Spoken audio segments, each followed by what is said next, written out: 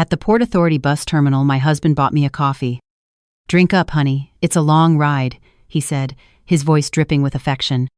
I drank, and the world began to blur. As he helped me onto the bus, he whispered, "In an hour, you won't even remember your own name." I realized this was the end, but suddenly a man appeared, stared at me intently, and said, "It can't be. Is that you after all these years? My God, you're trembling. What have they done to you? But before I go on, tell me in the comments where you're listening to my story from. I'm dying to know how far it's traveling." I woke up that Saturday morning to find Richard already out of bed, a rare occurrence. My husband, 33 years of marriage, 33 years of waking up next to the same man. And it still surprised me when he got up before I did. "Morning, my love. Ready for your trip?" My mother had just been discharged from the hospital in Montauk after a bout of pneumonia that nearly took her. Richard had suggested I go visit, spend a few days with her, Carmen. "You deserve a break." I really did. 3 boutiques to manage, 20 employees to coordinate, suppliers, clients, accounts. Sometimes I forgot how I'd gotten there, from a small stall at a flea market in Queens to the small fashion empire I'd built. Everything in my name. The stores, the apartment on the Upper West Side, the car. Richard had his wine import business, which in 33 years had never turned a profit. But marriage is like that, isn't it? You carry the weight together. Or so I thought. "Are you sure you don't want to fly?" he asked while I packed. "You'd be there in an hour." My stomach lurched at the thought. "You know I can't get on those things, Richard. I'm terrified." "The bus is fine. It's only a couple of hours." He didn't insist. He never insisted. I packed a small bag, I was only staying for 3 days, and put in some comfortable clothes. Richard paced around the apartment, checking his watch every 5 minutes. "The bus leaves at 10, Carmen. We should probably get going." "Calm down. I still have time." "Traffic, my love. A Saturday morning can be tricky." He was acting strange, anxious, but I chalked it up to him being worried about my mother. While I was doing my makeup in the bathroom, my cell phone rang. It was Amanda, my daughter. If I did one thing right in this life, it was raising that girl. 30 years old, a family law attorney, my best friend. We spoke every day, had lunch together every week. She was the only person who truly knew me. "Hey, Mom. Everything okay?" "Everything's fine, honey. I'm just getting ready to head to Montauk." "Oh, that's right. You're going to see Grandma. Give her a kiss for me." "I will." Amanda paused. I knew that pause. "Mom, are you really okay?" "I am, sweetie." "Why?" "I don't know. I have a weird feeling. Amanda always had that. Ever since she was little, she could sense things before they happened. And she had never liked her father. When she was 16, she came home crying. Said she'd seen her father at the mall holding hands with some woman. I refused to believe it. I fought with her, told her she was making it up. Amanda never brought it up again, but her gaze changed. Every time she looked at Richard, there was something different in her eyes. Suspicion, contained anger. I noticed, but I pretended I didn't. It's easier to ignore the signs than to face the truth. "I'm fine, honey. Don't worry." "Okay, Mom. Call me when you get there, okay?" "I will. Love you." "Love you too, Mom, so much." I hung up with a tightness in my chest. I finished getting ready and found Richard in the living room, my suitcase in his hand. "Ready?" "Ready." He smiled. A strange smile. A smile I had never seen before. If I had known what was waiting for me at that bus station, I would have hugged my daughter one last time. I would have told her she was right about her father all along. But I didn't know. And so I went. The Port Authority terminal on that Saturday morning. "Richard, the Montauk bus leaves from the lower level. They changed companies, my love. This one is better. Newer buses." I didn't question it. Richard always handled these things. Families going on trips, kids with backpacks, seniors with shopping bags, the roar of engines, announcements over the PA system, people running not to miss their bus. I've always found bus stations to be sad places. Goodbyes, longing, distances. Richard was carrying my suitcase. That was strange. He never carried anything for me. In 33 years, I couldn't remember a single time he'd offered to carry my things. But I was too tired to question, too tired to be suspicious. He was sweating, looking from side to side every 2 seconds, as if he were looking for someone, or as if he were afraid of being seen. "Are you okay, Richard?" "I'm fine, my love. It's just hot in here." It wasn't hot. The terminal was air-conditioned, but I let it go. "I'll go get you a coffee," he said. "Wait here." He rushed off before I could answer. He came back 2 minutes later with a paper cup in his hand. "Here, so you don't fall asleep on the trip." I took the coffee. It was hot, with that nice aroma. I took a sip. It had a slightly bitter taste, different than usual, but I attributed it to bus station coffee. Bus station coffee is never good. I took another sip, and another. Richard watched me with a strange intensity, as if he were waiting for something. "Come on, my love. Your bus is about to leave." He led me to the platform. My head started to feel strange, light, as if I were floating. "Richard, I'm feeling dizzy. It's the heat, my love. It'll get better once the bus hits the road." My legs started to give out. I tried to lean on him, and he held me tight. Too tight. "Come on, Carmen. I'll help you up." He practically carried me onto the bus. My vision was so blurry I couldn't read anything. Not the bus number, not the destination on the electronic sign. The driver looked at us strangely, but said nothing. Richard showed him my ticket. When had he bought that? I couldn't remember. He led me to a seat in the back. I could barely keep my eyes open. The world was spinning. Voices sounded like they were coming from far away. Richard leaned over me. His face was close to mine, so close I could feel his breath in my ear. And then he whispered, "In an hour, you won't even remember your own name." I tried to scream, to stand up, to do something, but my body wouldn't obey. It was like I was trapped inside myself, watching everything happen without being able to react. Richard pulled away, looked at me one last time with a smile I'll never forget. A smile of victory, of relief, of cruelty. "Goodbye, Carmen." He got off the bus without looking back.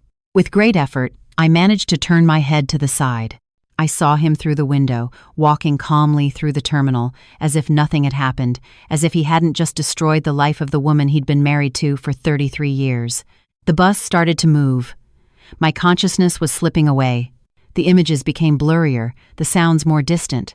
I knew I was dying not in a physical sense, but in a worse way. I was being erased. The last thing I thought of before almost losing consciousness was Amanda. She was right. She was always right. And I never apologized. The bus stopped. I don't know how much time had passed, minutes, hours. Time had lost its meaning. I was in a state between consciousness and sleep, between life and death. Rest stop. I think that's what the driver had announced. Mandatory break for the driver. Passengers started to get up. I tried to do the same, but my body wouldn't obey. My legs were shaking, my head was spinning, sweat poured down my face. A woman sitting in front of me looked back and screamed, "This woman is sick. Somebody help!" Voices, so many voices, people running. Someone tried to lift me. I couldn't speak. I couldn't explain what was happening. They carried me off the bus. The fresh air hit my face. They sat me on a bench outside the rest stop building. People gathered around, looking with curiosity, concern, fear. The driver was yelling, "Someone call 911. I was going to die there." That's what I thought. I was going to die at a rest stop on I-95, without knowing why my husband had done this to me, without being able to say goodbye to my daughter. And then I heard a voice. "I'm a doctor." "What happened?" A man's voice, firm, authoritative, the voice of someone who knew what they were doing.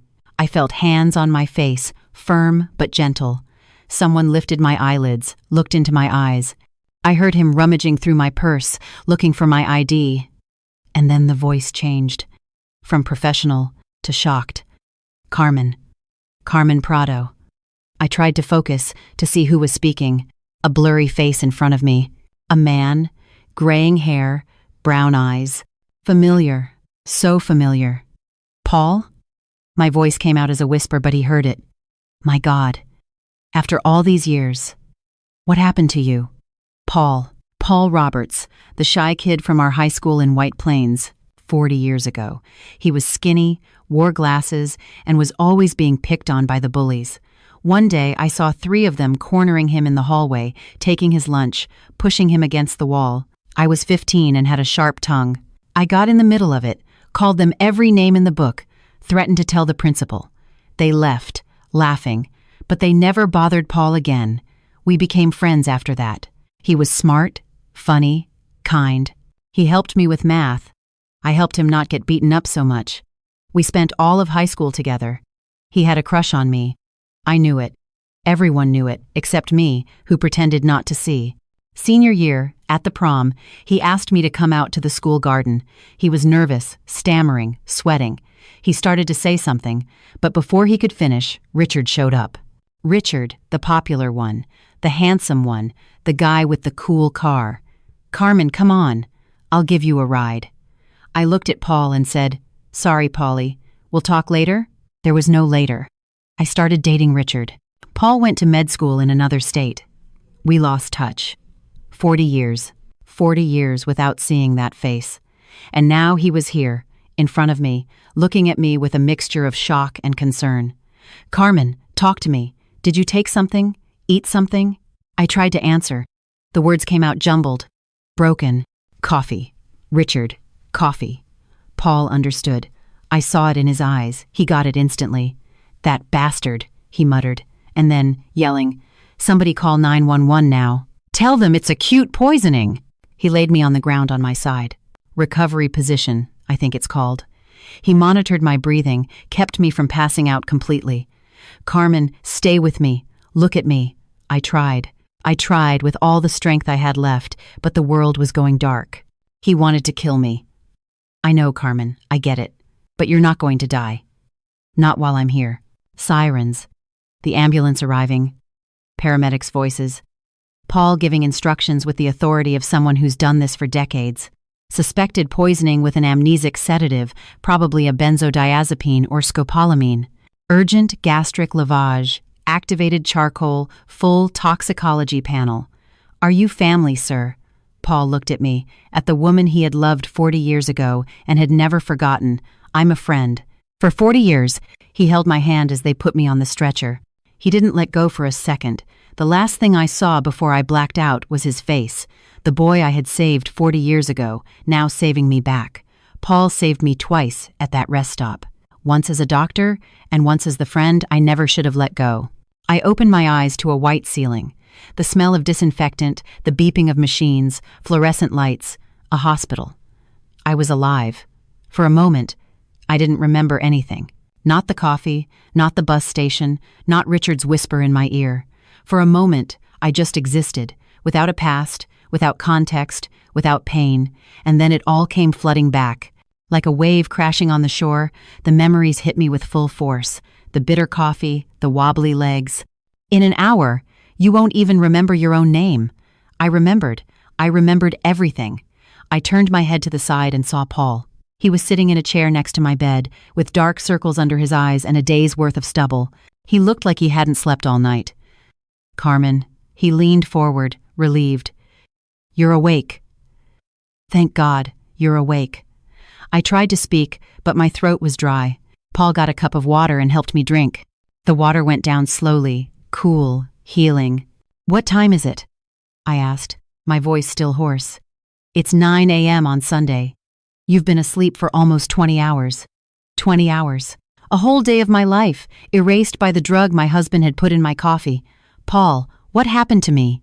He took a deep breath, held my hand with both of his. "Carmen, I have to tell you something, and it's not going to be easy to hear. I already know. Richard tried to kill me. Not exactly kill. Worse." "Worse? What could be worse than killing?" Paul explained. The drug Richard had used was a compound designed to cause permanent amnesia. It didn't kill the body, it killed the mind. If I had arrived at the hospital a few hours later, I would have woken up with no memory of anything. Not my name, my life, my daughter. I would have been an empty shell, a person without an identity. He wanted to erase you, Carmen. Not kill you. Erase you. I felt nauseous. Not from the drug. From the betrayal. But why? I don't understand why he would do that. I don't know, but we're going to find out. Paul showed me the bus ticket they'd found in my purse. It wasn't to Montauk, like Richard had said. It was to Omaha, Nebraska. A nearly 2-day trip. And the name on the ticket wasn't Carmen Prado, it was Maria Sanchez.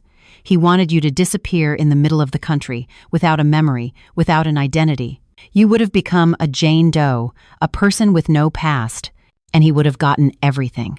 Gotten everything.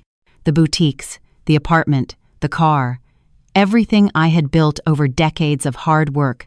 33 years, I whispered. 33 years of marriage. And he does this to me. The tears came. I couldn't hold them back. I cried like I hadn't cried since I was a child. Deep sobs that shook my whole body. Paul said nothing, just held my hand and let me cry. When the tears finally stopped, I looked at him. What do I do now, Paul? First, we call the police. You have a friend who's a detective, right? You mentioned it when you were semi-conscious. Sonia. Detective Sonia Miller. We were roommates in college. Then call her. Tell her everything. And then we plan. Plan what? Paul smiled. A sad but determined smile. Your revenge. I called Sonia from that hospital bed with Paul by my side. Sonia and I had gone to college together over 30 years ago. She'd gone into law enforcement, I'd gone into fashion, but we never lost touch. We had lunch once a month, shared a bottle of wine at holiday parties, and I knew I could count on her for anything, including arresting my husband. Carmen, my God, what happened? You disappear for a whole day and now you're calling me from a hospital upstate? I told her everything. The coffee, the bus station, the whisper, the bus, Paul finding me at the rest stop. Sonia listened in silence. I knew that silence. It was her silence when she was processing information, building a case in her head. Carmen, I've seen a lot of cowardly men in this job, she said when I finished, but your husband is a special kind of scum. Sonia, I need help, and you're going to get it. I'll take care of him. You just need to stay alive and stay hidden. No one can know you're here. No one can know you remember everything. The only exception will be Amanda.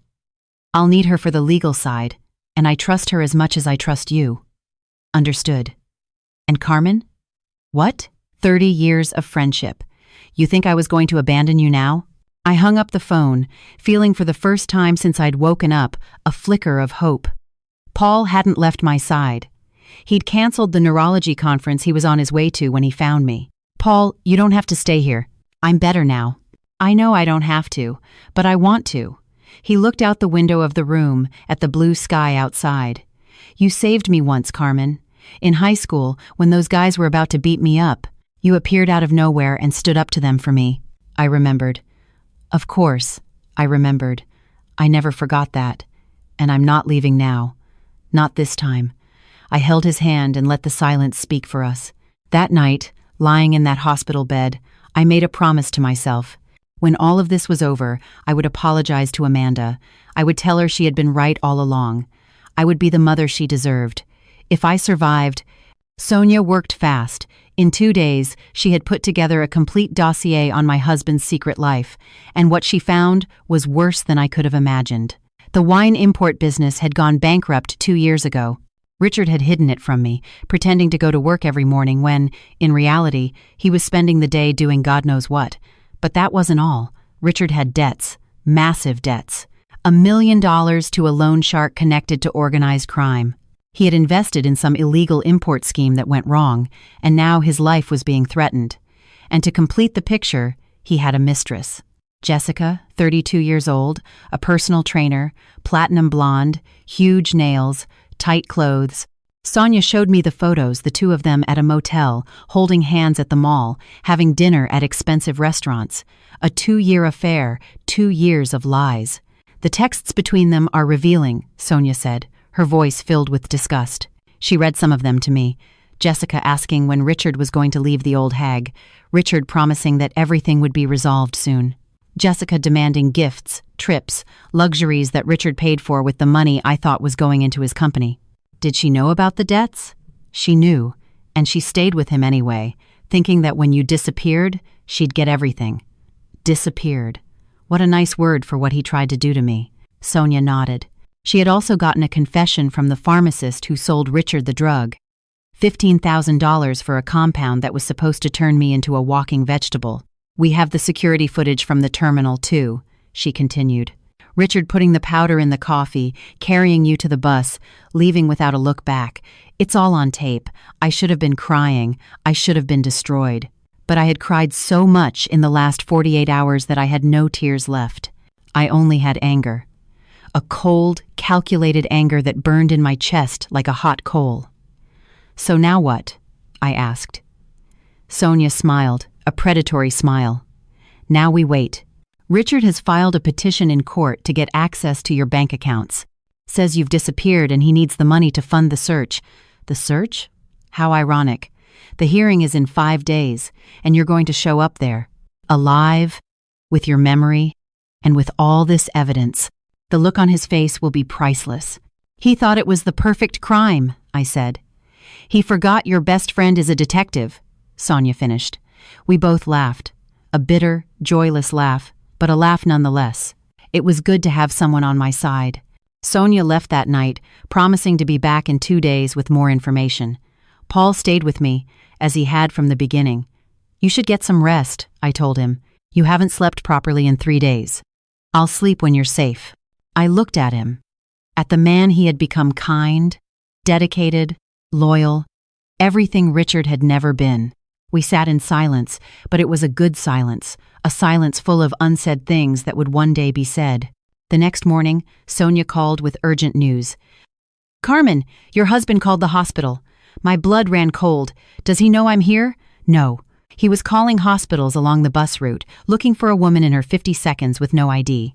The receptionist almost told him you were admitted." "Almost? I got there seconds before. I've put you under police protection. No information about you can be released to anyone." I breathed a sigh of relief, but paranoia had set in. "Sonia, what if he finds out? What if he comes here to finish the job?" "He won't. There are 2 officers at your door 24/7. You're safe, Carmen, I promise." I wanted to believe her. I needed to believe her. "There's one more thing," Sonia said, and her tone changed, became more hesitant. "What is it?" "It's about Greg. Greg, my son, 32 years old, worked in his father's company, always asking for money. What about Greg?" "Carmen, he knew about the mistress. For over a year." The world stopped. "What?" "We found texts between him and Richard. Greg knew about the affair with Jessica, and he didn't tell you. And now, after you disappeared, he's agreed to testify on his father's behalf in court. He's going to say your marriage was perfect." I couldn't breathe, couldn't think. "My son, my own son. And Amanda?" I asked, my voice breaking. "Amanda is desperately looking for you. She's been to the precinct 3 times in the last 2 days. She knows something is wrong." Of course, she knew. Amanda always knew. I hung up the phone and stared at the ceiling. Paul was by my side, but he said nothing. What could he say? Richard had almost found me, by seconds. But luck had changed sides. And my son, my own son, knew everything and hadn't told me. I couldn't sleep that night. I lay staring at the ceiling, processing what Sonia had told me. My son knew. For over a year, Greg had known his father had a mistress, and he chose not to tell me. Why? I tried to remember my 2 children growing up, tried to understand where I'd gone wrong, at what point things had gone so terribly wrong. Greg had always been his father's son. Ever since he was little, he preferred Richard. He wanted to go along on business trips. He was dazzled by the expensive gifts his father brought back. He repeated Richard's phrases as if they were gospel. I thought it was sweet. A boy who admired his father. What could be wrong with that? Everything. Everything was wrong.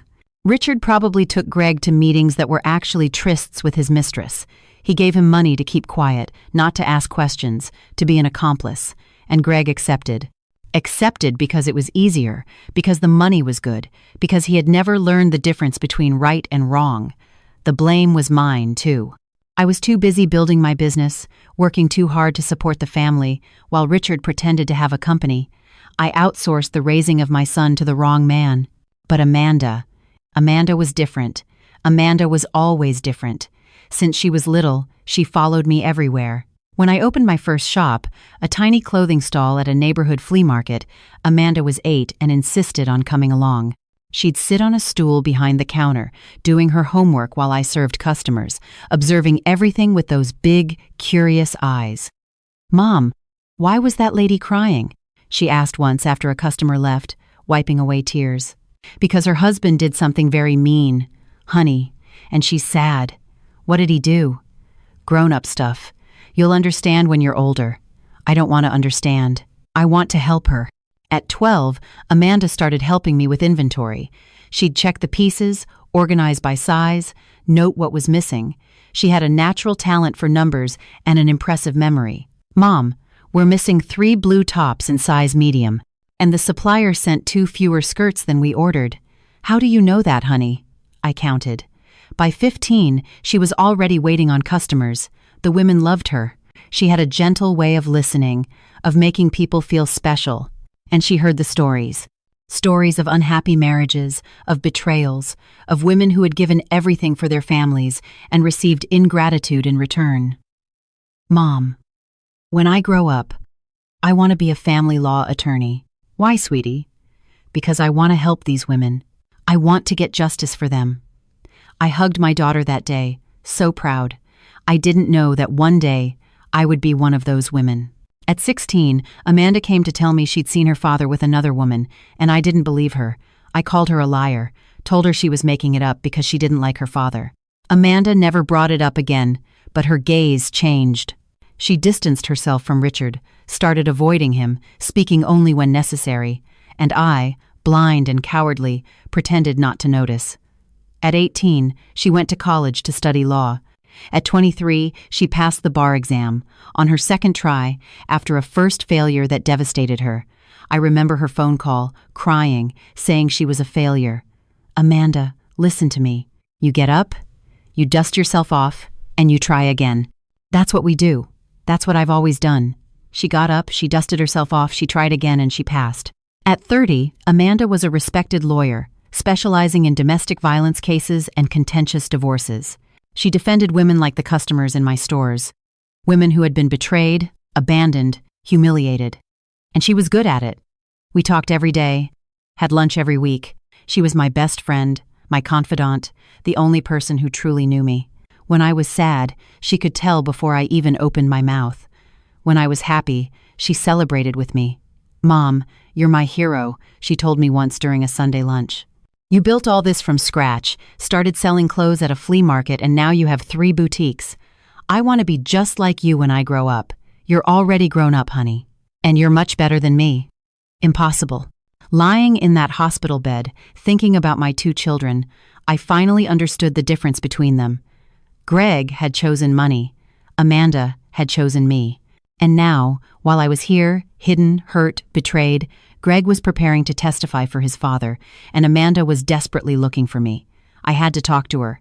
I had to tell her the truth. Sonia authorized it, said Amanda was trustworthy, that she could help with the plan. And late that afternoon, my phone rang with her name on the screen. "Honey," I answered, my voice trembling. "Mom! Mom!" Amanda was crying, sobbing. I had never heard her cry like that, Sonia told me. "Mom, thank God. I thought I'd lost you. I'm here, honey. I'm alive." I knew something was wrong. I knew it. I felt it.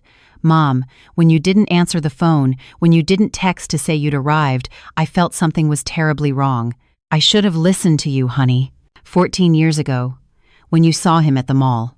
Silence. Amanda cried harder. "You remember that?" "I never forgot, Amanda. I just didn't want to believe it, and I'm so sorry. I'm sorry for not listening, for calling you a liar, for choosing him over you. Mom, forgive me. Forgive me for not insisting more." "Forgive you? You forgive me, honey. You were right all along. And I was an idiot. You weren't an idiot. You trusted your husband. There's nothing wrong with that. There was everything wrong with it, honey. And I almost paid for it with my life." Amanda wanted to come to the hospital right then, get in her car and drive to New Haven, hug me, protect me. "Not yet, honey. Sonia has a plan, a hearing in 5 days. I need to show up there, alive, with all the evidence." "What hearing?" I explained. "Richard asking for access to my accounts, claiming I had disappeared, playing the part of the worried husband." "I'll be there," Amanda said, her voice shifting from tearful to determined. "I'll be your lawyer at that hearing. Honey, you don't have to." "Mom." Her voice cut mine off, firm, no room for discussion. "You taught me to be strong. You taught me to fight. You told me to get up, dust myself off, and try again. Now it's my turn to do the same for you. Don't argue with me." I cried, but this time they were different tears. Tears of gratitude, of pride, of love. What did I do to deserve a daughter like you? You raised me. That's what you did. Sonia arrived at the hospital 2 days before the hearing. She brought everything, the evidence, the videos, the message screenshots, the pharmacist's confession, a thick folder of documents that proved, beyond a shadow of a doubt, that my husband had tried to destroy me. The plan is simple, she explained, spreading the papers on the small table in the room. Richard filed for access to your accounts, said you disappeared and he needs the money to fund the search. How ironic. He made me disappear, and now he wants money to look for me. Exactly. The hearing is on Thursday at 2 p.m. at the courthouse in Manhattan. You're going to show up there. Alive, lucid, memory intact, and with all this evidence. The look on his face will be priceless, I said. It'll be more than priceless. It'll be historic. Paul was sitting on the other side of the room, listening in silence. He hadn't left my side for a single moment during those days. He had become my anchor, my point of balance, my reason to believe there were still good men in the world. Sonia hesitated, looked at Paul, then at me. Carmen, there's something else. About Greg. My stomach sank. What about him? She showed me screenshots of conversations between Richard and Greg. Messages exchanged over the past months, the past years. My son knew about the mistress. For over a year. He knew, but that's not all. When you disappeared, Richard called Greg, Sonia said. He asked him to testify for him in court, to say your marriage was perfect, that you never showed signs of wanting to leave. And what did Greg say? Sonia showed me the message. I'm with you, Dad. I'll say the marriage was perfect. I read it, reread it. I couldn't process it. There's more, Sonia said. We bugged Richard's phone. There's an audio recording of Greg. She pressed play. My son's voice filled the room. Dad, did Mom suspect anything? And Richard's voice responding, Don't worry. She didn't suspect a thing. My son's voice, cold, calculating, asking if I had found out anything before being poisoned, as if it were a logistical issue, as if I were a problem to be solved. I ran to the bathroom and threw up. It wasn't the drug. It wasn't the weakness. It was the betrayal of my own flesh and blood. When I came back to the room, Paul hugged me. Sonia waited in silence. I can't do it, I said, my voice broken. I can't face both of them, my husband and my son. How am I going to do this, Carmen? Sonia started. I just want to leave, disappear, start over somewhere else, far from all of this. Paul and Sonia looked at each other, not knowing what to say. And then my phone rang. Amanda, I answered, my voice still hoarse from crying. Amanda. Mom, what's wrong? You sound different. I can hear it in your voice. I told her about Greg, about the messages, the audio recording, silence on the other end of the line. And then my daughter's voice came back, different. It was no longer the voice of a worried daughter. It was the voice of a warrior. Mom, listen to me. Honey, I can't. You can. The strength in her voice made me pause. I spent 14 years knowing Dad was no good. 14 years being called a liar, dramatic. 14 years watching you defend him while I kept my mouth shut. I said nothing. What could I say? And you know why I never gave up on you? Because you never gave up on me. When I failed the bar exam the first time, remember what you told me?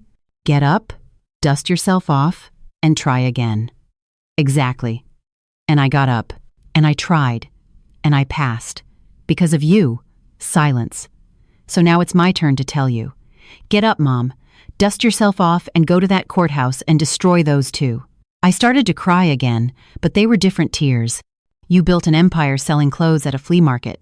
You raised 2 kids practically on your own while Dad pretended to work. You survived a poisoning that should have erased you from existence. You think you can't face a coward and a spoiled brat? I laughed through my tears. A wet laugh, but a laugh nonetheless. And another thing, Mom, if you don't go, I will. I'll go there alone and destroy them both with my own 2 hands. But I'd rather you be there to see it. Because you deserve to see the look on their faces when they realize they've lost. I looked at Paul and Sonia, who were watching in silence. You're just like me, you know that? I said to Amanda. I know. That's why you're going to get out of that bed and go with me. I took a deep breath, wiped my tears, hardened my voice. Okay, honey, I'll go. On the other end of the line, I could almost hear my daughter's smile. That's my mom. 5 days. 5 days to face the man who tried to kill me and the son who betrayed me. But I wasn't alone anymore. I had Paul, I had Sonia, and I had Amanda, and that was all I needed. The 5 days before the hearing were the longest of my life. I was slowly recovering. The drug had left my system, but the emotional effects were still there. I'd wake up in the middle of the night in a cold sweat, dreaming of Richard whispering in my ear. Sometimes I'd have flashbacks during the day, the bitter taste of the coffee, the weak legs, the feeling of losing control of my own body. Paul never left my side. He slept in an armchair in the room, woke up before I did, brought coffee from the hospital cafeteria, and always took the first sip to show me it was safe. "You don't have to do that," I said the third time he did it. "I know, but I want you to feel safe."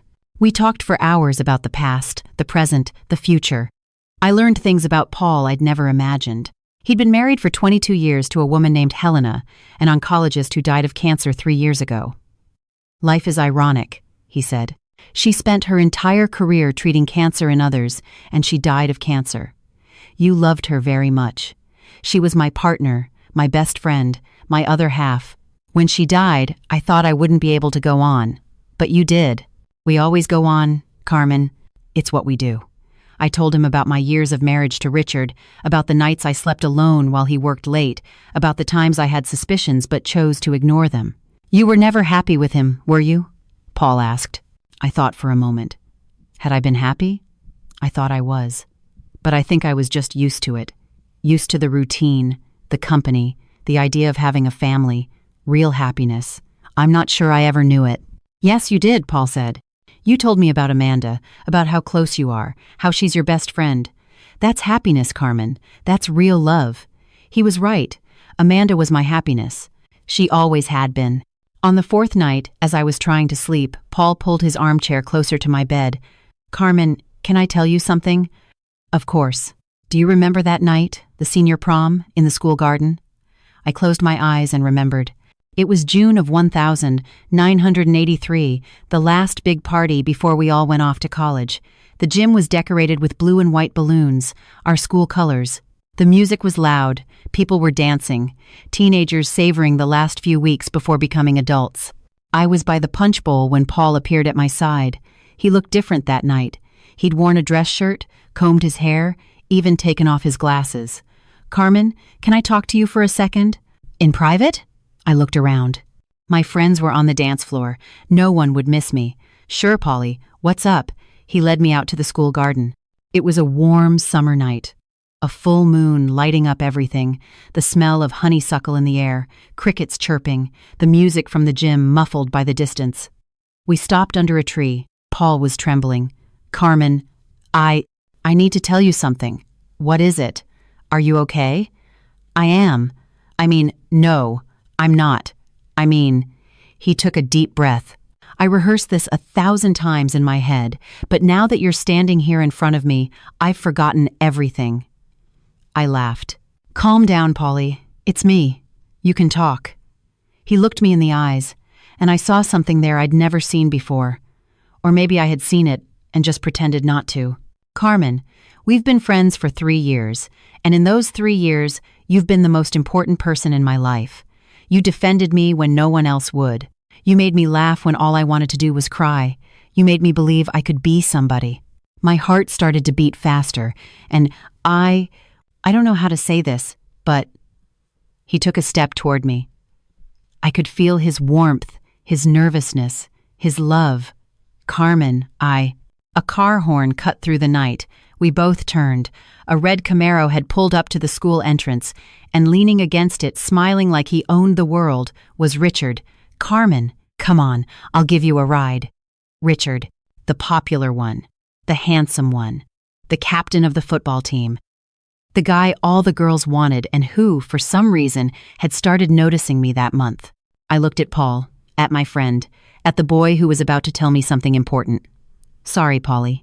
We'll talk later." And I left, without looking back, without seeing his face fall, without knowing that later would never come. I opened my eyes.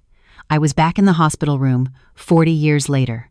"I was going to ask you to be my girlfriend that night," Paul said, his voice hoarse. "I was going to tell you I'd loved you since I was 14. that you were the bravest, most beautiful person I knew, that I wanted to spend the rest of my life with you, Paul. And then Richard showed up with that car, with that smile, and you left. I didn't know. I swear I didn't know. I know. You were young, and he was, him. Silence. I stayed in that garden for an hour after you left, he continued, staring at the moon, trying to figure out where I went wrong. And then I decided I was going to be someone. I was going to go to med school, become a respected professional, prove that I was good enough. You didn't have to prove anything. I know that now. But back then, I thought you chose him because he was better than me. Better looking, richer, more popular. And I spent 40 years trying to make up for it. Silence. Do you regret it? I asked. Not pushing harder that night? Every single day of my life. And now? Paul smiled. A sad smile, but full of hope. Now I have a second chance, and I'm not going to waste it. The next day, Amanda arrived. I heard her footsteps in the hallway before I saw her. Quick, determined steps, like someone in a hurry to get somewhere. And then the door opened, and there she was. My daughter. My Amanda. She was wearing a black pantsuit, her hair in a sleek bun, a lawyer's briefcase in her hand. She looked older than I remembered, more serious, stronger. But when she saw me, that whole professional facade crumbled. Mom. She ran to my bed and hugged me. A tight, desperate hug, the hug of someone who thought they were going to lose the most important person in their life. Mom, thank God you're okay. I hugged her back with all the strength I had. I'm here, honey. I'm here. We stayed like that for a long time, hugging, crying, without needing to say a word. Mother and daughter, reunited after the worst nightmare I had ever lived. When we finally separated, Amanda wiped her tears and became the lawyer again. Tell me everything. I want to know every detail of what happened, every piece of evidence Sonia has, every step of the plan. I told her, and as I spoke, Amanda took notes, asked questions, built the strategy in her head. She was brilliant. She had always been. And seeing her in action filled me with pride. The strategy is simple, she said when I finished. We let him talk first. Let him put on his little show of the worried husband, the desperate man looking for his wife. And then, we walk in. And when we walk in, Amanda smiled. A smile I knew well. Her smile when she was about to destroy someone in court. You walk in behind me. I'll go first, as your attorney. When the judge asks who is representing the victim, I'll introduce myself, and then you appear. And Richard will have a heart attack. Not literally, unfortunately, but the look on his face will be worth all this suffering. And Greg? Amanda's smile vanished. Her face hardened. Greg made his choice. He chose the wrong side, and he's going to pay for it. I felt a pang in my chest. He was my son, after all. Even after everything he had done, he was still my son. Amanda, I don't know if I can face him. It's one thing to face Richard, but Greg. Amanda took my hand. Mom, listen. Greg knew. He knew for over a year that Dad was having an affair. And not only did he not tell you, he agreed to testify for him, to lie to a judge, to betray you. I know, but there's no but, Mom. He chose money. He chose the allowance Dad gave him, the apartment Dad paid for, the Playboy lifestyle Dad funded. He sold you out for comfort. I stayed silent. And while he was doing that, while he was choosing Dad over you know what I was doing? What? I was at the police station 3 times in 2 days, begging Sonia to let me help with the investigation, spending sleepless nights trying to figure out what happened to you, crying in the office bathroom because I thought I'd lost my mother. Amanda's eyes were full of tears, but her voice remained firm. I was always on your side, Mom. Always. Since I was 16, when I tried to tell you about Dad and you didn't believe me. Even so, I never gave up, never abandoned you. Because that's what real family does. I hugged her again, my daughter, my warrior. I know, honey, I know. And I'm so sorry for not believing you, for choosing him so many times. You deserved a better mother. I had the best mother in the world, Amanda said. You were just blind. But now you can see. And we're going to get justice. Together, that evening, Amanda met Paul. I introduced them with a nervousness I hadn't felt in years. Amanda was my daughter, my best friend, the person whose opinion mattered most to me. And Paul, the man who was making me believe in second chances. Amanda looked at him for a long moment, analyzing, assessing, looking for signs of danger, and then she smiled. So you're the one who saved my mother. I was just in the right place at the right time. It was more than that. Sonia told me what you did, canceled your conference, stayed at the hospital all these days, took care of her as if she were. She paused. As if she were important. She is important, Paul said. She always was. Amanda looked at me. I saw in her eyes the same thing she was seeing in Paul's. Mom, I like him, she said, direct as always. He looks at you the right way. The right way? The way Dad never did. I didn't know what to say, so I said nothing. I just smiled. That night, as I was trying to sleep, Amanda came into my room. Mom, you awake? I am, honey. What's wrong? She sat on the edge of my bed, like she used to, when she was a little girl and had nightmares. I want to tell you something about Greg. I sat up, worried. What? About 6 months ago, I ran into him at a restaurant. We don't talk much, but he was alone, so I decided to sit with him, and Amanda took a deep breath, as if reliving the scene. We talked about life, about work, about family, and at some point, I noticed he was acting strange. He kept looking at his plate, pushing his food around without eating. It looked like something was weighing on him. What did he say? He asked how you were, asked if we still had our weekly lunches, if you seemed happy. Strange questions for someone who never seemed to care about that. My heart sped up. And then he said something I never forgot. He said, Amanda, sometimes I look at Mom and I feel like we should have done more, protected her more, said more. Said more about what? That's exactly what I asked. And he went silent for a long time, fidgeting with his glass, avoiding my gaze. I could see he was fighting an internal battle, that there was something on the tip of his tongue that he wanted to say but couldn't. Amanda looked at me, so I pushed him. I asked him directly, Greg, what do you know that I don't? What are you hiding? And he almost said it. Mom, I saw it in his eyes. He opened his mouth and took a deep breath and closed it. He closed his mouth, asked for the check, and said he had to go, that he had a commitment. But I saw it, Mom. I saw he was going to tell me about Dad, about the affair, about everything. Why didn't he? Amanda sighed. Because right at that moment, his phone rang. It was Dad. And when he saw the name on the screen, something in his face changed. Fear, maybe, or shame. He answered, said I'm on my way, and left without a proper goodbye. Silence. He's a coward, Mom. Always has been. He prefers comfort to truth. He prefers money to family. He prefers the easy way out to courage. That day in the restaurant, he had a chance to do the right thing, and he chose not to. Do you think he regrets it? I think he'll regret it tomorrow when he sees you walk into that courthouse. He'll regret it for the rest of his life. Silence. Mom, I know it's hard. He's your son. You carried him. You nursed him. You raised him. But he made a choice, and now he has to live with the consequences of that choice. I know, honey, I know. Amanda hugged me. You can cry, Mom. I've got you. That's what daughters are for. And I cried. I cried for the 33 lost years, for the husband who betrayed me, for the son who abandoned me. I cried for the moment in the restaurant when Greg could have saved me and chose not to. I cried for the woman I was before I got on that bus, and for the woman I would have to become after. Amanda held my hand all night, and the next morning, I was ready. Ready to face my past, ready to reclaim my future, ready to destroy the men who tried to destroy me. The Manhattan family court was bustling that Thursday. Lawyers in suits hurried down the hallways, families waited for hearings, clerks carried stacks of files.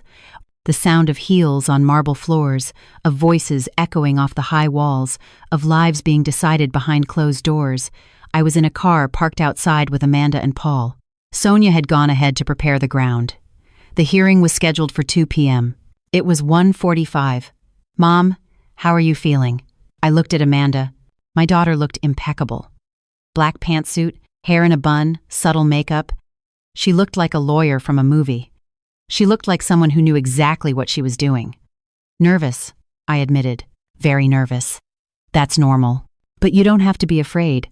I'll be by your side the whole time. Paul took my hand. Carmen, you've survived the worst. You woke up in that hospital when you should have forgotten everything. You are here, alive, lucid, ready to fight. That's already a victory. I took a deep breath. They were right. I had survived. And now, I was going to get justice. Let's go, I said. We entered the courthouse through a side door. Sonia had arranged a discreet entrance so Richard wouldn't see me ahead of time. We went up 2 flights of stairs, through an empty hallway, and stopped in front of a door with the number 7 on it. This is it, said Sonia, who was waiting for us. The hearing has already started. Richard's in there, putting on his little show. Is Greg there too? I asked, sitting right next to his father, ready to testify. My stomach clenched, but I swallowed my fear. Jessica? Sonia hesitated. I don't know. She wasn't on the witness list. All right, let's do this. Amanda adjusted her suit jacket, picked up her briefcase, and positioned herself in front of me. Mom, when I go in, count to 10 and then follow me. Don't look at Richard. Don't look at Greg. Just look at me. I'll guide you. Understood. And Mom? What? Amanda smiled, a fierce smile. Enjoy every second. She opened the door and walked in. I counted to 10. 1, 2, 3, 4, 5, 6, 7, 8, 9, 10, and I walked in. The courtroom was smaller than I'd imagined. A large table in the center where the judge sat.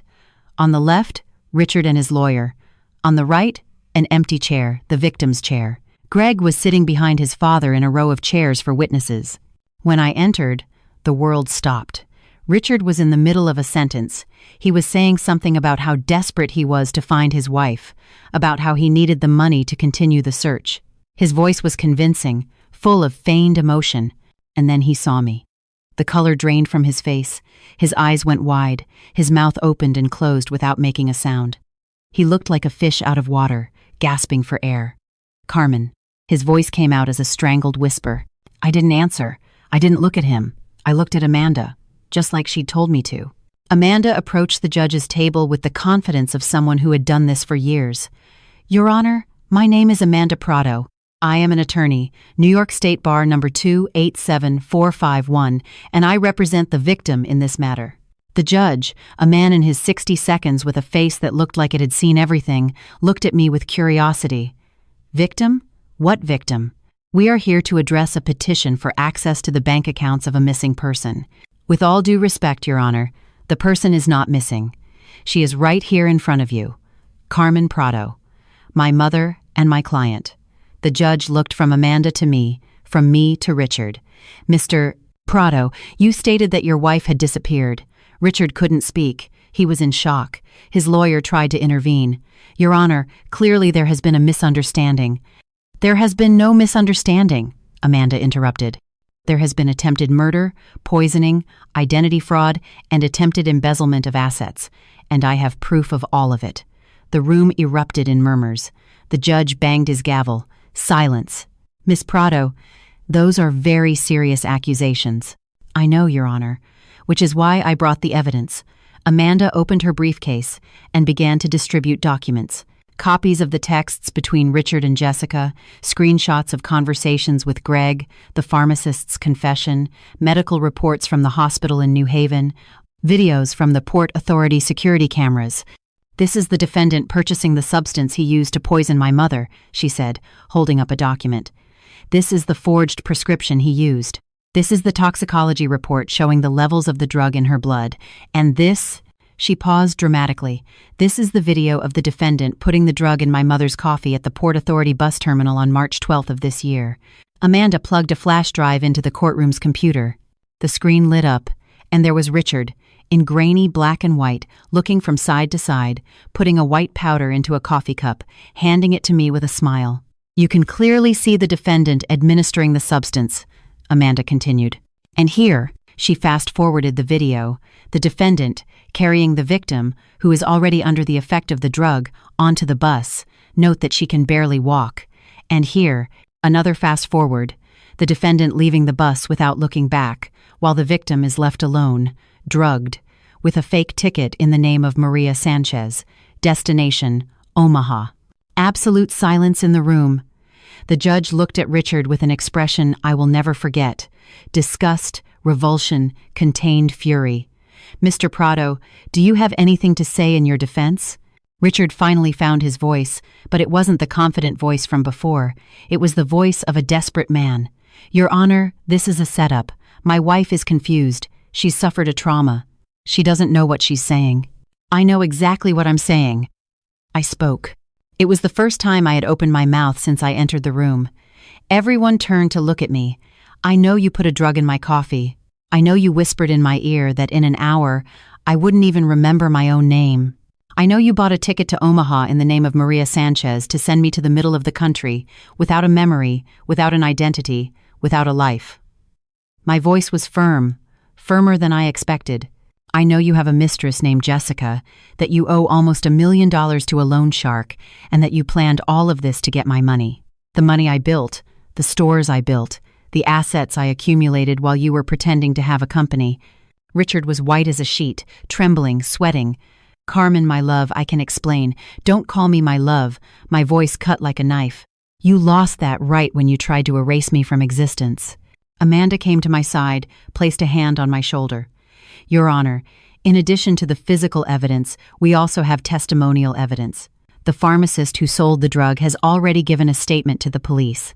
And we also have," she looked back at the witness row, "the testimony of the defendant's son, Greg Prado, who was aware of the extramarital affair for over a year and agreed to commit perjury on his father's behalf."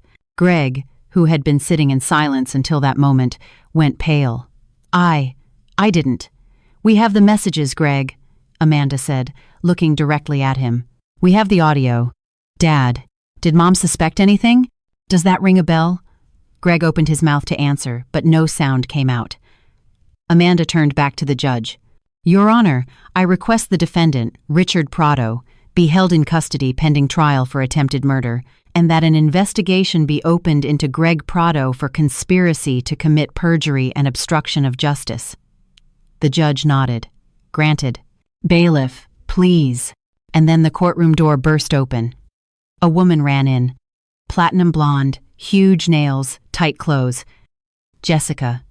"Richard! Richard, what's going on?" She ran to him without realizing what was happening in the room, without realizing she had just walked into the middle of a hearing, without realizing I was there, and then she saw me. Her face went through several expressions in less than a second. Confusion, recognition, terror. You're alive." "Surprise," I said. Jessica stumbled back, tripping on her own heels. I didn't know anything. He told me you were going to separate. He promised everything would be okay." "He promised a lot of things, didn't he?" Amanda said. "Promised he'd leave my mother. Promised he'd get rich. Promised you'd live happily ever after. And you believed it all." Jessica looked at Richard, desperate. "Richard, say something. Say this isn't true." Richard didn't answer. He was staring at the floor, defeated. "Richard, shut up, Jessica." It was the first time he yelled. The mask had finally come off. Jessica staggered as if she'd been slapped. "You promised we'd be together. You said she would disappear and we could be happy. I told you to shut up." But Jessica was in a panic. The words poured out of her, unfiltered. "You said the drug would make her forget everything. You said she'd end up as a Jane Doe somewhere and nobody would ever know. You said the money would be ours." A deadly silence fell over the room. Jessica had just confessed, in front of a judge, that she knew everything. Sonia, who had been standing at the back of the room, approached her. "Jessica Almeida, you are being detained as an accomplice to attempted murder. You have the right to remain silent. Anything you say can and will be used against you in a court of law." Jessica started screaming, crying, struggling. "I didn't do anything. It was all him. I just wanted to be with him." As the bailiffs dragged her from the room, she kept screaming, mascara running down her face, hair a mess, the whole femme fatale facade crumbling into hysterics. I watched her being led away and then turned back to Richard. "So that's the woman you tried to kill me for, the woman you threw away 33 years of marriage for." I took a step toward him. "She's not even that pretty." Someone in the room laughed. A muffled, nervous laugh. Richard turned red, and then it happened. Richard fell to his knees on the courtroom floor. In front of the judge, in front of the lawyers, in front of everyone, he collapsed like an empty sack, his legs giving out from under him. "Carmen!" His voice came out strangled, desperate. "Carmen, please, forgive me. I messed up. I know I messed up, but I love you. I've always loved you." I looked at him, at the man who had been my husband for 33 years, the man who had put poison in my coffee and sent me to the other side of the country to die without a memory. And now here he was, on his knees, crying, begging. "Please, Carmen, tell the judge you forgive me. Tell him it was a misunderstanding. We can start over, my love. We can. Get up." My voice was as cold as ice. "Carmen, please, get up." He flinched, still on his knees, tears streaming down his face. "You want me to feel sorry for you?" I asked. "You, who planned to erase me from existence. You, who was going to take everything I built while I wandered without a memory through the middle of the country? You want pity?" Silence. "I spent 33 years of my life with you. 33 years working, building, supporting this family while you pretended to have a company. And you repaid me by trying to kill me." I took a step back. "Get off the floor, Richard. Get up and look at me." He staggered to his feet, his eyes swollen, his face wet, his whole confident man persona destroyed. "Now you're going to jail, and I'm leaving, and I never, ever want to see your face again." I turned my back on him. "Carmen! Carmen!" he screamed behind me, but I didn't look. I didn't turn. I kept looking forward as Sonia approached him with the handcuffs. "Richard Prado, you are under arrest for attempted murder." I heard the click of the cuffs. I heard him being dragged away, still screaming my name, but I didn't look. I didn't give him the satisfaction. Sonia stopped by my side before leading him out. "I will personally make sure he rots in jail, Carmen. I know you will." When the door closed behind Richard, I turned to Greg. My son was sitting in the same chair, paralyzed. He hadn't moved during the scene with Jessica, during his father's arrest. He was in shock. Amanda stood next to me. "Greg," she said, her voice icy. "Do you have anything to say?" He looked at me, into the eyes of the mother he had betrayed. "Mom, I didn't know he was going to do that. I swear I didn't know."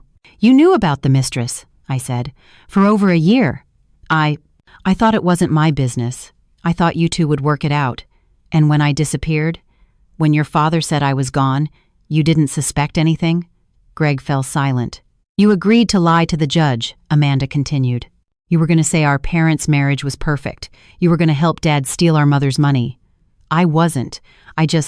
You chose the wrong side, Greg." Amanda's voice was sharp as a razor. "You chose money over our mother. Congratulations. I hope it was worth it." Greg started to cry. "Mom, forgive me. Please. I messed up. I know I messed up." I looked at my son, at the man I had raised, nursed, protected, at the man who had chosen his criminal father over his innocent mother. "I don't know if I can forgive you, Greg. Not now. Maybe never. Mom, go home. We'll talk later, if I can." Greg got up, stumbling, looked at me one last time with tear-filled eyes, and left the room. When the door closed, I finally allowed myself to breathe. Amanda hugged me. "You were incredible, Mom. Incredible. I couldn't have done it without you, honey. Yes, you could have. You can do anything." Paul approached. He had stayed at the back of the room during the entire hearing, watching in silence. "Carmen," he said simply. I looked at him, at the man who had saved me at a rest stop, at the man who had stayed by my side during the worst days of my life, at the man who had loved me for 40 years and had never given up. "It's over," I said. "Finally, it's over." "No," Paul said with a gentle smile. "It's not over. It's just beginning." The next year and a half was about rebuilding. Richard was sentenced to 18 years in prison for attempted murder, poisoning, and fraud. The judge cited the aggravating circumstances, the premeditation, the cruelty of the method, the attempt to steal the victim's assets, and handed down an exemplary sentence. Jessica got 4 years as an accomplice.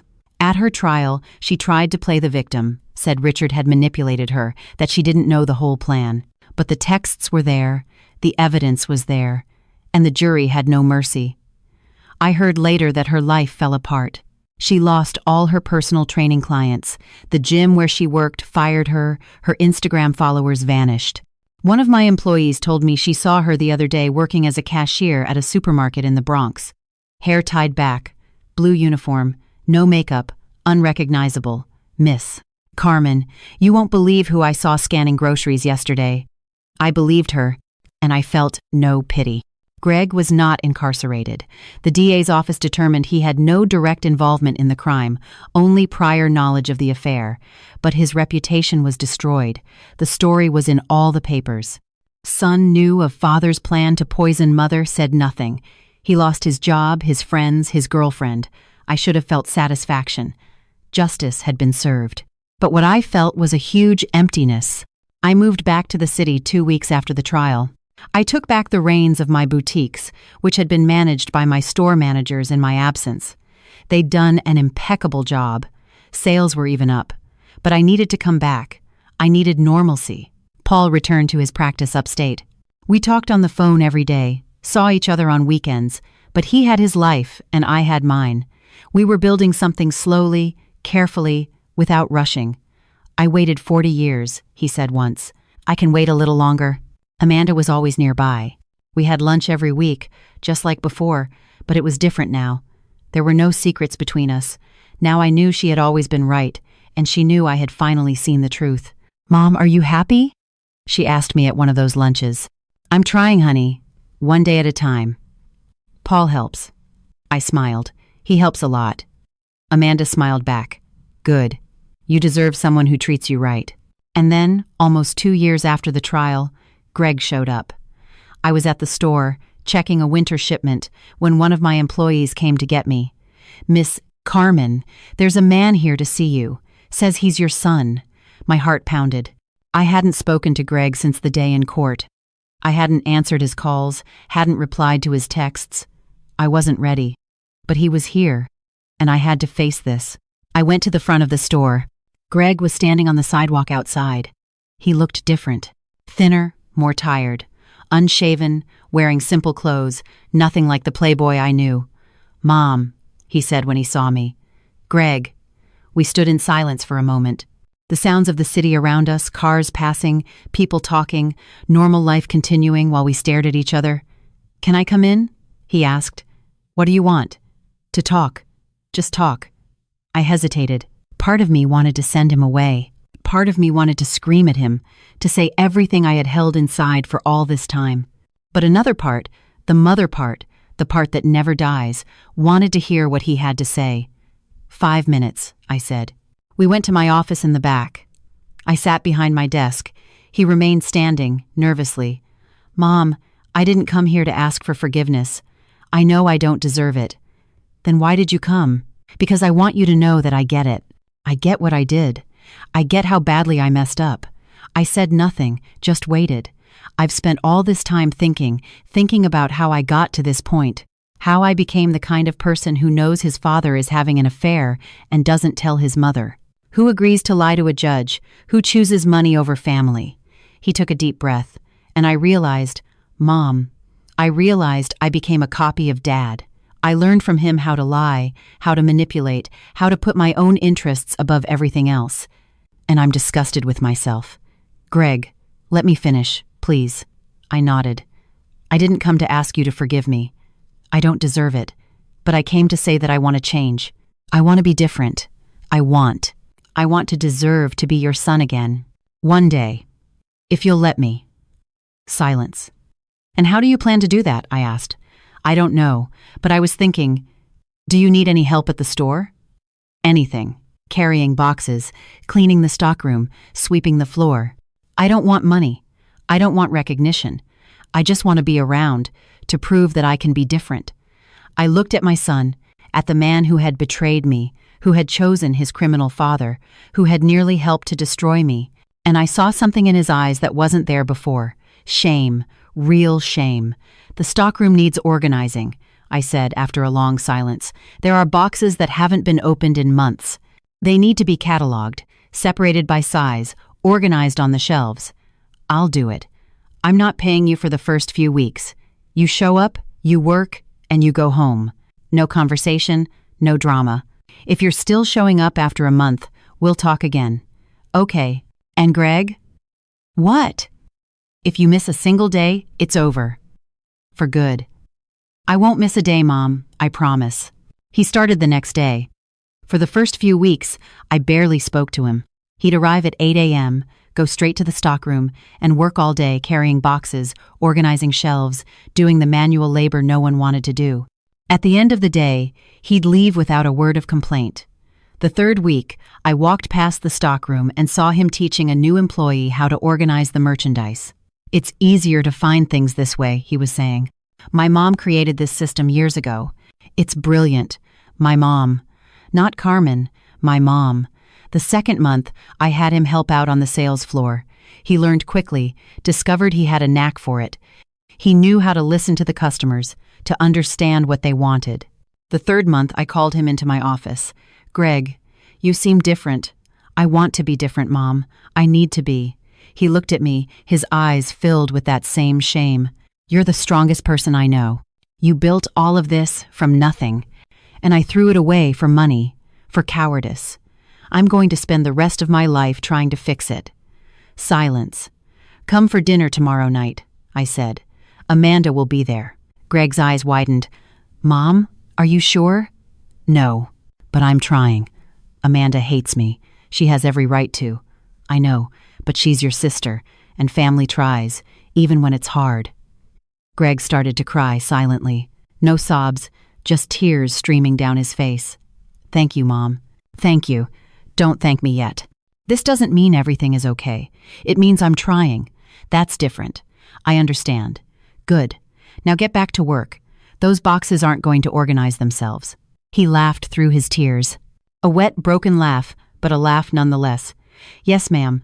I watched him leave the office. My son. The son who had betrayed me. The son who was trying to change. I didn't know if I could ever fully forgive him. I didn't know if we could ever go back to what we were before, if we had ever really been anything real to begin with. But I was trying, and so was he. And sometimes, trying is all you can do. The dinner was on a Friday. I was nervous all day. I cooked Amanda's favorite dish, eggplant lasagna, and opened a bottle of wine I'd been saving for a special occasion. I set the table carefully, put flowers in the center, lit candles. It felt like a new beginning, and it was. Amanda arrived first. She looked beautiful, as always, but I could see the tension in her face. She knew Greg would be there, and she had not forgiven. Mom, are you sure about this? No, but I have to try. He doesn't deserve it. Maybe not, but I need to know if he can change, and you need to too.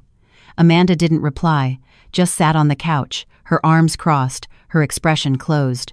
Paul arrived soon after. He had driven down from his home upstate just for this dinner, just to be by my side. When he walked in, Amanda got up and hugged him. Good evening, Paul. Thank you for being here. Wouldn't miss it for the world. And then the doorbell rang. Greg. I went to open the door. He was standing in the hallway, holding a bottle of wine and a bouquet of flowers. He looked like a teenager on a first date, nervous, awkward, trying to impress. Mom, come in, Greg. He entered, looked around the apartment where he grew up, where he'd spent his childhood and adolescence. And then he saw Amanda. They stared at each other for a long moment. Brother and sister. The betrayer and the loyalist. The one who chose the father and the one who chose the mother. Amanda, Greg said. Greg. Her voice was glacial. No emotion, no forgiveness. I know you hate me. And you're right to. I was a coward. A traitor. Stop, Amanda cut him off. I don't want to hear your excuses. Not now, maybe never. Greg closed his mouth. I am here because Mom asked me to be, because she wants to try. But that does not mean I forgive you. It does not mean I have forgotten. It just means I am willing to be in the same room as you, for her sake. Understood? Understood. Good. Now let's eat. The dinner was awkward, tense, silent at times, forcedly light at others. Paul did his best to keep the conversation flowing, talking about work, the news, anything that wasn't the elephant in the room. Greg barely spoke. He ate slowly, answered when asked a question, but never initiated a conversation. He knew he wasn't welcome. He knew he was there on tolerance, not acceptance. Amanda ignored him. She talked to me. She talked to Paul. But she never looked at her brother. It was as if he didn't exist. And then, at dessert, it happened. I had made a flan, another family recipe, another decades-old tradition. I put the dishes on the table and sat down. Before we eat, I said, I want to make a toast. Everyone looked at me. A little over 2 years ago, I was on a bus to nowhere, drugged by the man I thought loved me. I was supposed to wake up with no memory, no identity, no life. But I woke up, and I'm here. My voice trembled, but I continued. I lost a lot in these years. I lost 33 years of a marriage that I found out was a lie. I lost the image I had of my son. I lost my innocence, my naivety, the belief that the people we love will never hurt us. Tears started to stream down my face. But I gained other things. I gained the certainty that my daughter is the most loyal, most courageous person I know. I looked at Amanda. She was crying too. I gained a second chance with a man who has loved me for 40 years and never gave up on me. I looked at Paul. He smiled, his eyes shining. And I gained the hope that people can change, that mistakes don't have to be final, that family, even when it's broken, can try to rebuild itself. I looked at Greg. He was crying silently, his eyes fixed on his plate. So, this is my toast. To family. The family we choose, not just the family we're born into. The family that stands by us even when we don't deserve it. The family that tries, even when trying seems impossible. I raised my glass. To family. Amanda raised her glass. To Mom, the strongest woman I know. The woman who taught me how to fight, how to never give up, how to get up and dust myself off. I am proud to be your daughter every day, every hour, every moment. She looked at me with all the love in the world in her eyes. You are my hero, Mom. Always have been, always will be. Paul raised his glass. To Carmen, the woman I've loved my whole life and never had the courage to tell. The woman who saved a shy kid 40 years ago and changed his life forever. The woman I will love until the last day of my existence. He took my hand. I waited 40 years for you, Carmen, and it was worth every second. Greg hesitated, looked at the glass in his hand, at the red liquid gleaming in the candlelight, and then he stood up. I don't deserve to make a toast. I don't deserve to be here.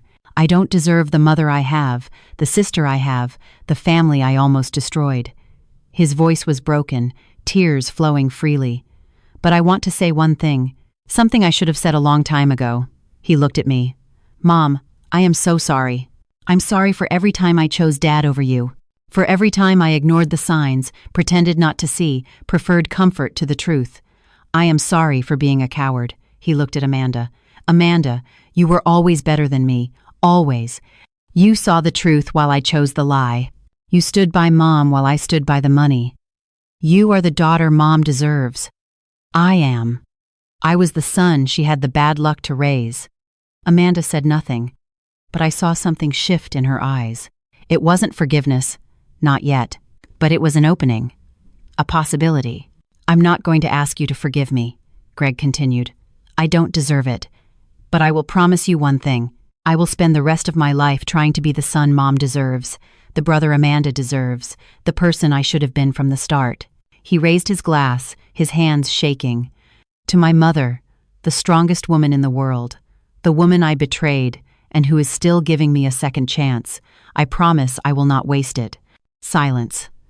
Amanda said nothing, didn't raise her glass, didn't look at him. Greg stood there, alone, his glass raised with no one to clink it against. After a moment that felt like an eternity, he lowered his glass and sat down in silence, defeated. Only the three of us toasted, me, Amanda, and Paul. Greg just stared at his plate. The dinner ended in silence. No one touched the flan. Amanda left first. She hugged me at the door, tight, for a long time. I love you, Mom. I love you too, honey. More than anything. About Greg. What? She took a deep breath. I haven't forgiven him. And I don't know if I ever will. He can work at the store, he can try to change, he can do whatever he wants. But to me, he died in that courtroom. The day he chose Dad over you. Amanda, I know you want us to be a family again, but some things can't go back, Mom. Some things break, and they don't glue back together. She kissed my forehead. You're too good. I'm not. And she left. Greg left soon after. At the door, he stopped. "Mom, thank you for dinner, for the chance." I looked at my son, at the man who had betrayed me, the man who was trying to change. "Greg, I'm going to be honest with you." He waited. "I don't know if I can forgive you. I don't know if I ever will. You can keep working at the store. You can keep trying. But don't expect things to go back to how they were, because they won't." His eyes filled with tears again. "I understand, Mom. I hope you really do, because Amanda is not going to change her mind, and I'm trying. But trying isn't the same as succeeding. I know, so go home, Greg. I'll see you at the store on Monday." He glanced back into the apartment, at Paul, who was in the living room. "Take care of her," he said. "She deserves someone who does." And he left. No hug, no forgiveness, no redemption. I closed the door and turned to Paul. We were alone. Finally, "Are you okay?" he asked. "I am. For the first time in a long time, I am truly okay." He came closer to me, took my hands. "Carmen, I need to ask you something." "What?" "I know you've been through so much. I know you need time, but I also know that I don't want to spend another day of my life away from you." My heart sped up. "What are you saying, Paul?" "I'm saying I love you, that I have loved you my entire life, and that I want to spend whatever time I have left by your side. If you'll have me, silence." "I'm not proposing," he continued quickly. "Not now. You just got out of a 33-year marriage. You need time. I get that. But I want you to know that I'm here, that I'll always be here, that I'm not going anywhere." I looked at him. At the man I had let go 40 years ago. At the man who had waited for me all this time. At the man who had saved me when I thought I was lost. "Paul," I said. "What?" "Shut up and kiss me." He laughed, and he kissed me. A kiss 40 years in the making, a kiss of second chances, a kiss of new beginnings. When we broke apart, I was crying, but they were good tears. Tears of happiness. "I chose wrong the first time," I said. "But this time, I'm going to choose right. Are you sure?" I smiled. 40 years of sure. We held each other for a long time in the middle of the empty living room, the wine glasses forgotten on the table. I didn't know what the future would bring. I didn't know if I would ever truly forgive Greg. I didn't know if Amanda would one day look at her brother without anger. I didn't know if the wounds would heal or if they would leave scars forever. But I knew one thing. I had survived. I had survived the poisoned coffee, the treacherous husband, the cowardly son. I had survived 33 years of lies and an attempt to erase me from existence. And now I was here, in the arms of a man who truly loved me, with a daughter who was my best friend, with a business I had built from the ground up. It wasn't a happy ending. It was a new beginning. And sometimes, a new beginning is everything you need. He wanted to give me poison. I gave him prison. I thought I knew my husband. I thought I knew my son. Life showed me that you only truly know people when they have to choose a side. If you've made it this far, subscribe to the channel so you don't miss the next stories, and tell me, who has ever disappointed you like this?